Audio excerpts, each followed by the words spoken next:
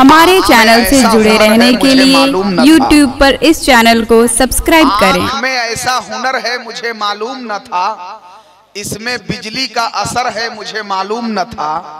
नर्म नाजुक है बदन फूल से ज्यादा जिसका, उसका पत्थर का जिगर है मुझे मालूम न था। नर्म नाजुक है बदन फूल से ज्यादा जिसका, उसका पत्थर का जिगर है मुझे मालूम न था।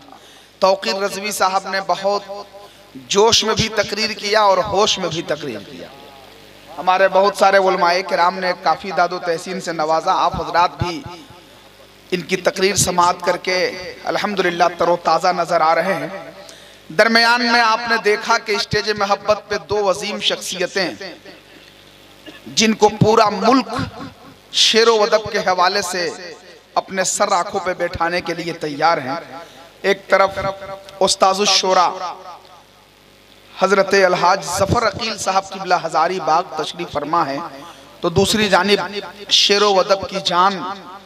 और इस वक्त हिंदुस्तान के तमाम खानकाहें, चाहे बरेली शरीफ हो, धामनगर शरीफ हो, मसौली शरीफ हो, कालपी शरीफ हो, या हिंदुस्तान के दिगर खानकाहें हो, तमाम खानकाहों की जान और रूह तसव्वुर किए जाने वाले मोहतरम जनाब अलहाज मुबारक हुसैन मुबारक साहब, वो भी स्टेज मोहब्बत की जीनत बने बैठे हैं। टाइम बहुत कम है और हमारे खतीब ज़ीशान हजरत अल्लामा इलियास शमसी साहब और अलहाज हाफिज नसीरुद्दीन साहब का इशारा हुआ कि बिला ताखीर हमारे इन दोनों शोराए किराम को पेश किया जाए और आप खड़े होकर मुबारक भाई का ऐलान फौरन करें। तो मैं चाहता हूं कि बस आप तौकीर रज़वी साहब से बहुत कुछ सुन लिया, तरन्नुम में भी लतीफ़ा भी सुन लिया, तकरीर भी सुन लिया, बहुत सारी बातें आपने सुन लिया।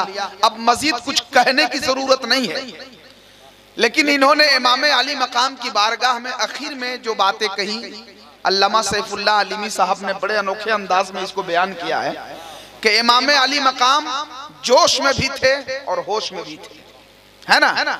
मैं चार मिसरे पढ़ता हूं कि बचा के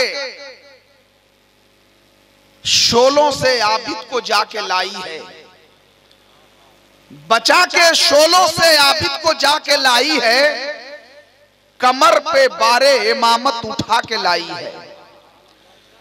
बचा के शोलों से आबिद को जाके लाई है, कमर पे बारे इमामत उठा के लाई है। अली की बेटी को झुक कर सलाम कर इस्लाम, तेरी अमानते घर तक बचा के लाई है। आप हजरात बहुत अच्छा सुन रहे हैं, लेकिन इस वक्त हम चाहेंगे कि नारा ऐसा लगा दीजिए कि न मुझे शेर कहने की जरूरत पड़े, न कुछ हंसने हंसाने का माहौल बनाने की जरूरत पड़े। एक ऐसा नारा लगा दीजिए कि मुबारक हुसैन मुबारक साहब का मूड बन जाए। चूंकि आपको मालूम है कि मैं बहुत कुछ कह सकता हूं, लेकिन इस वक्त जी अच्छा माशाअल्लाह, तो हालांकि वही बात हुई भी थी, लेकिन हजरतैन का हुक्म था इसलिए मैंने ऐलान कर दिया। चलिए हजरात, जफर अकील साहब की तबीयत नासाज है। इत्तफाक से ऐसा हुआ कि गढ़वा का मोटा भी तबीयत खराब है और हजारीबाग का बोटा भी तबीयत खराब है।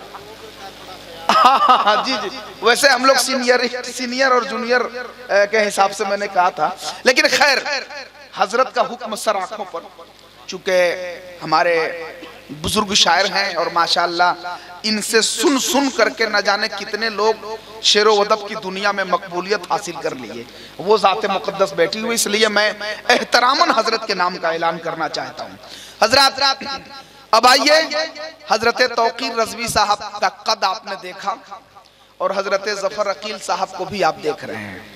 हम बहुत कुछ नहीं कहते चूंकि अदब के दायरे में रहना है। हालांकि एक इतना तो जरूर है कि गढ़वा की लाज हम ही बचाए हैं इस मामले में, है ना, और बस इशारे में बहुत कुछ समझ जाए आप। अब लीजिए बिला ताखीर उस्तादुश शोरा की खिदमत में हम चलते हैं। सभी लोग जरा हाथों को बुलंद कर लीजिए और हजरत अलहाज जफर अकील साहब किबला जो निहायत ही अदब व एहतराम के साथ इश्क नबी में डूब कर नबी की नाते पढ़ते हैं, अब आइए उनका कलाम सुनने के लिए तैयार हो जाइए। सभी लोग हाथों को लहरा लीजिए, सभी लोग नारे तकबीर,